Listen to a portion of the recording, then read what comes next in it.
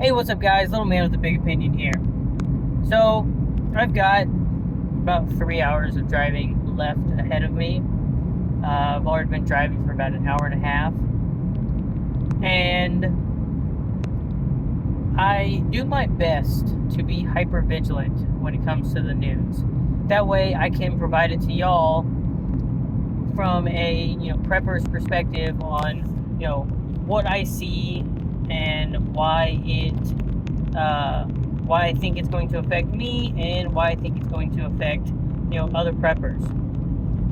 So I tend to spend a lot of my free time looking at the news. So while I'm sitting on the porcelain throne, I'm perusing through the news, and I see an article from 2 days ago, which I'm kind of upset at myself that I didn't see it 2 days ago so I can make a video 2 days ago about it. But this month, Russia is planning a near zero exportation on its diesel fuel. I'll go into several reasons on why I think that is going to affect us and be a bad thing. The general theory on why they're doing it is it's about harvest time before winter shows up, and diesel is used in almost every aspect of harvesting your food for the winter. They're also getting pretty close to 2 years of dealing with this conflict in Ukraine, so they're using a lot of diesel to fight this war. And I think it's a little bit of a retaliation towards other countries that stopped either buying their stuff in general, or they stopped selling other things to Russia.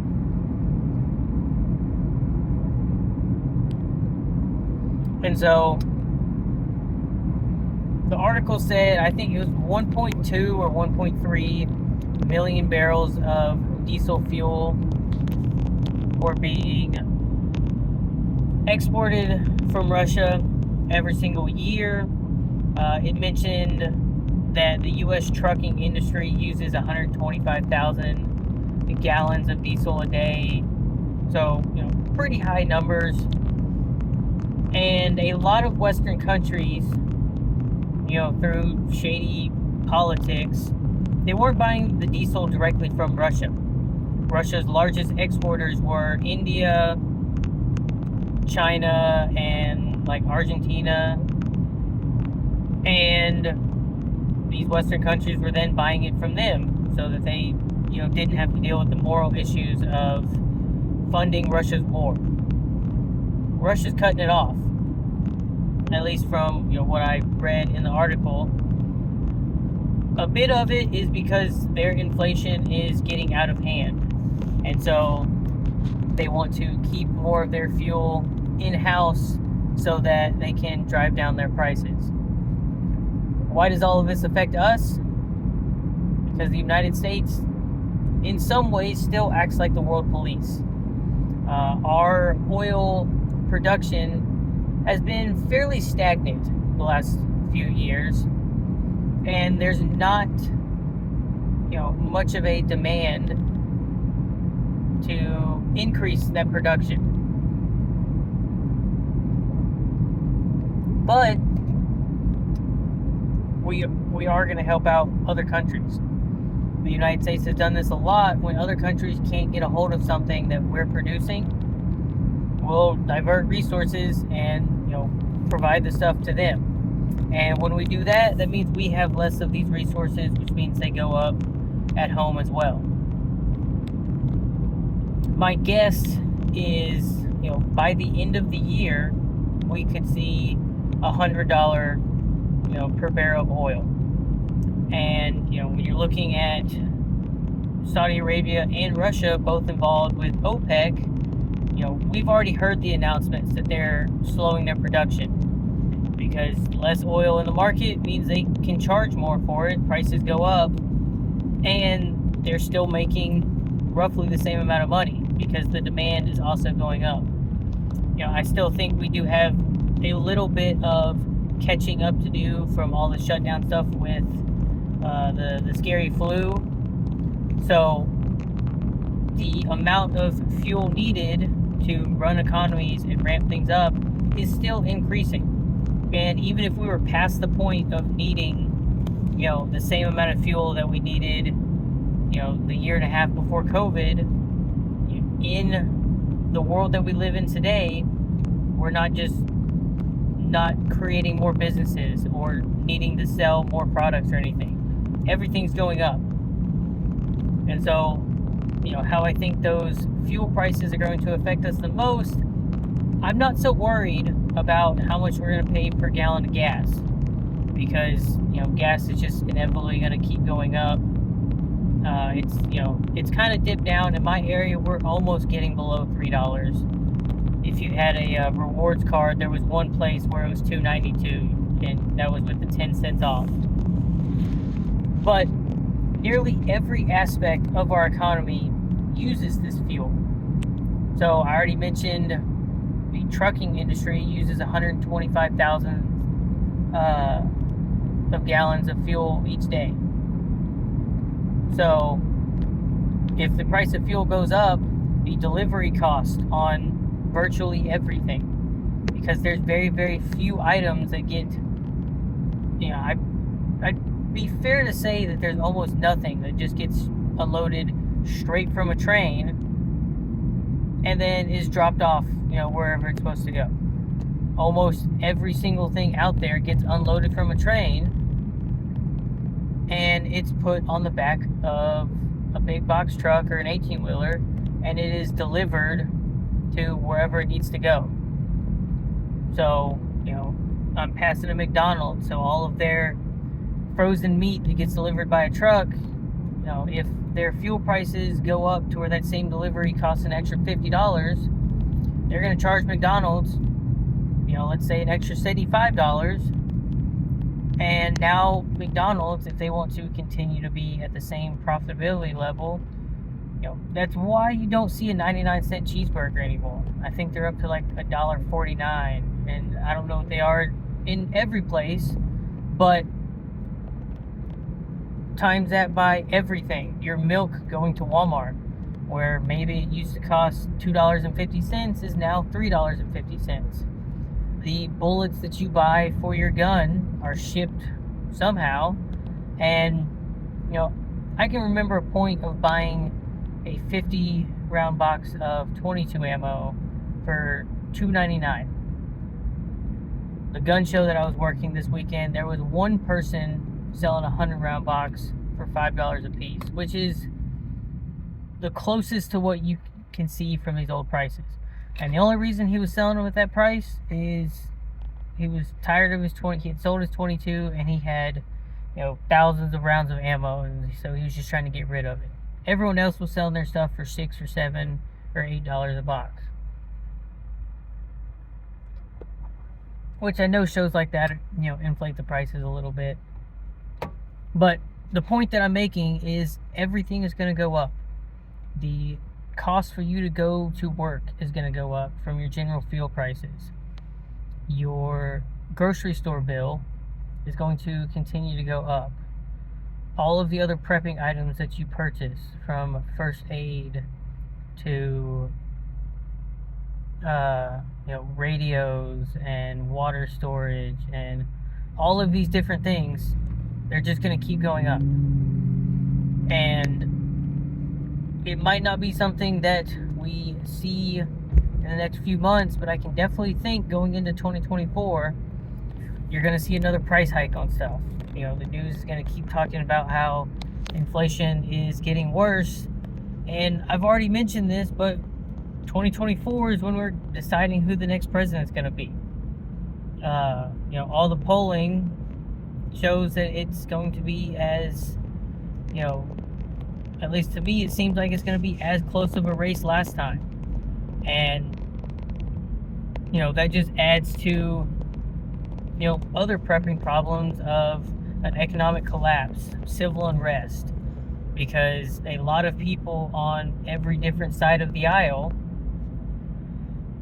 have openly stated, if my person doesn't win, it's because someone cheated, or y'all are racist, or whatever they're saying.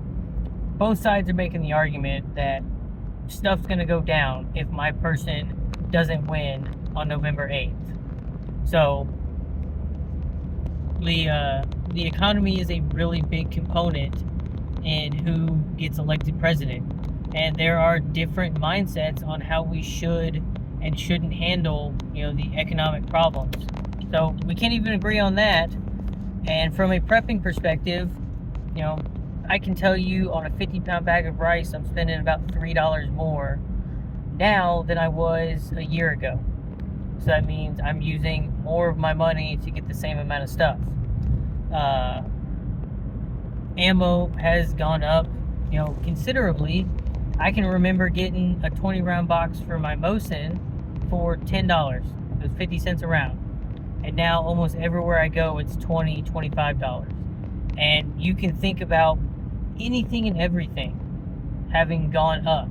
Our stress levels are higher. Our pocketbooks are tighter. And something that I didn't mention is they're talking about the price of fuel going up. We use this fuel to also help run our power systems. They're saying this winter is supposed to be very, very cold.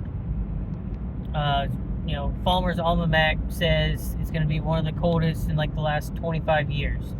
The weather experts are saying, cold winter, wet winter. I talked about El Nino the other day and how it's going to affect things.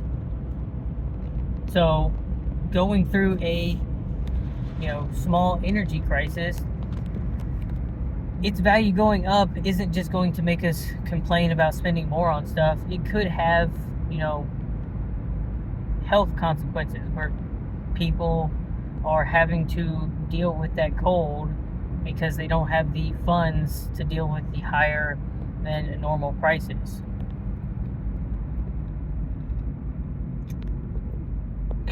So, what all am I doing, to help prepare for this?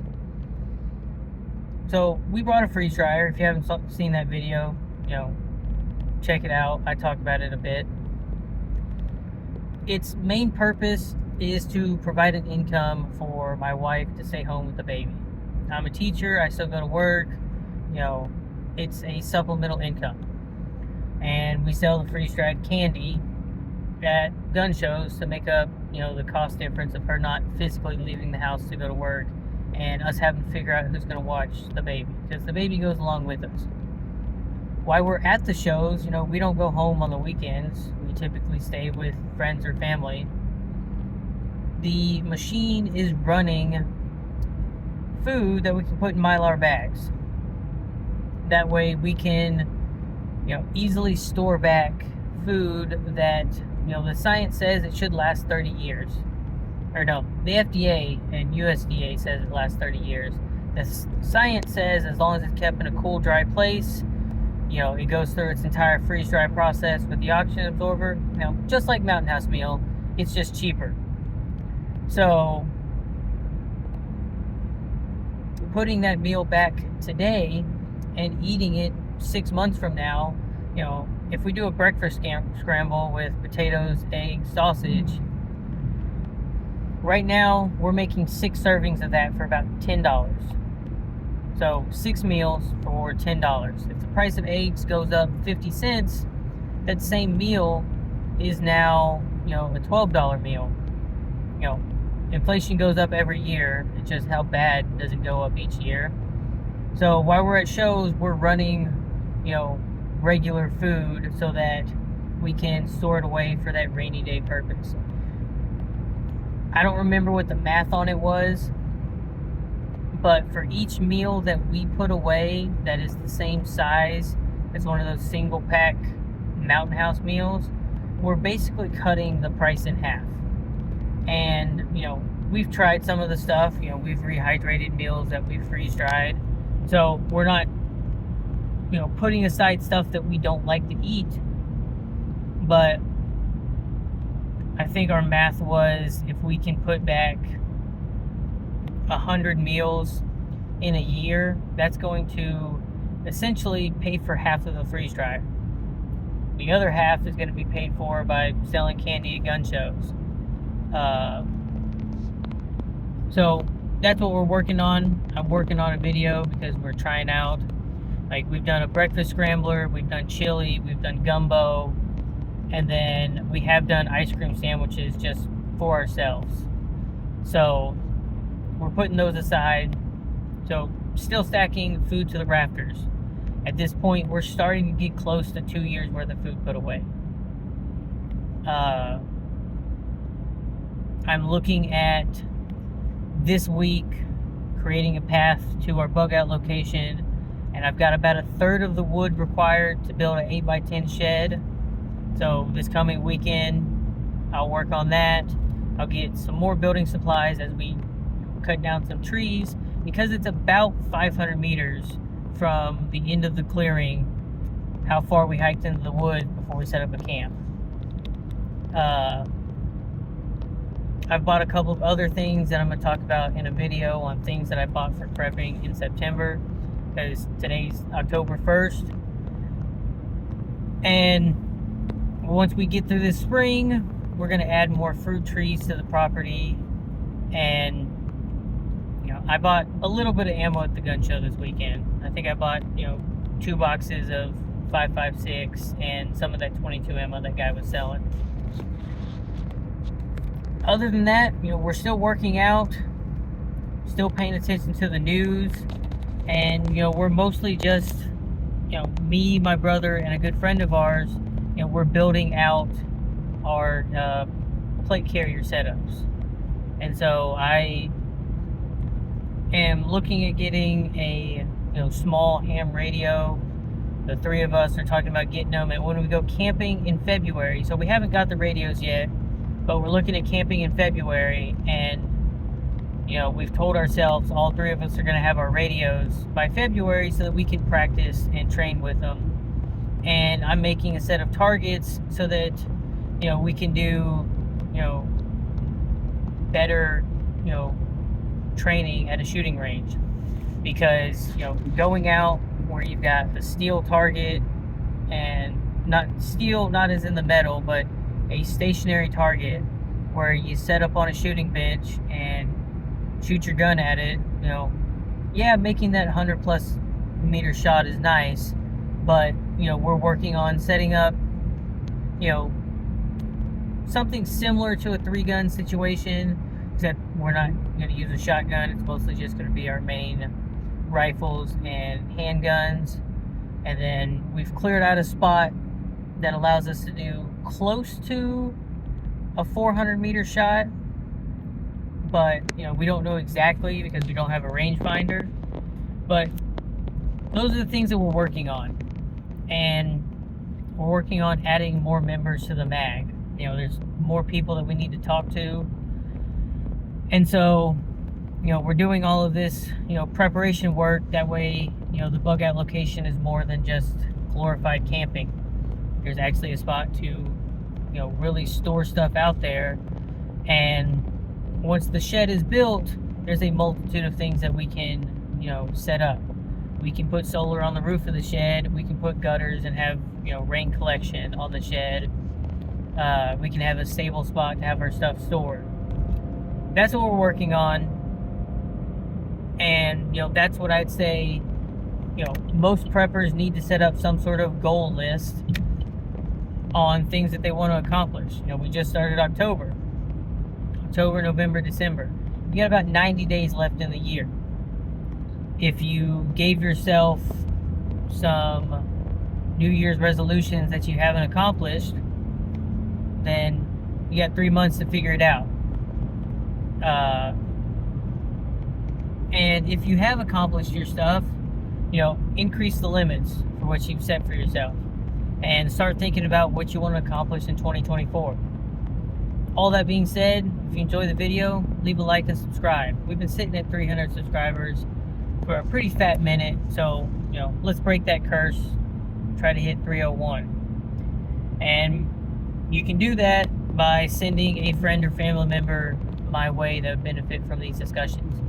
With that, catch you in the next one.